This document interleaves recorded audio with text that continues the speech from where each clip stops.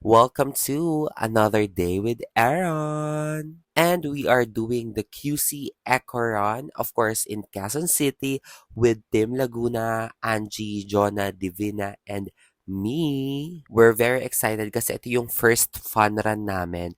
Kasi here in Laguna, tumatakbo na rin kami, nagja-jog kami as our form of exercise. And I think this is my new hobby na to join fun run kasi ang sayang experience. But with this one, nagkaroon ng aberya sa pagbibigay ng medal. But anyway, so hopefully magawa nila ng paraan.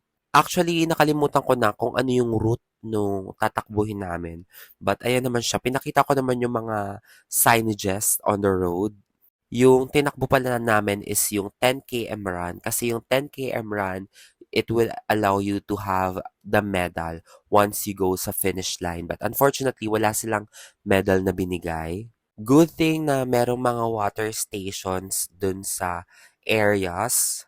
And thank you po sa mga nagbantay sa amin. Well, I will be doing another fun run on February and hopefully March.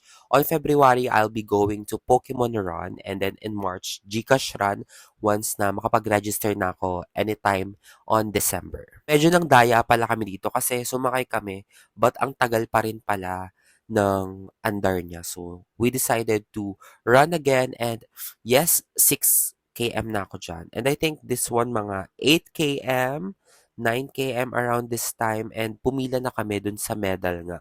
But wala silang na-provide which is nakakalungkot because we paid for it.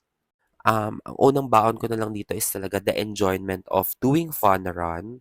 Ito pala, kinukuha lang nila yung number but if you want another chika with this QC Echo Run, just let me know.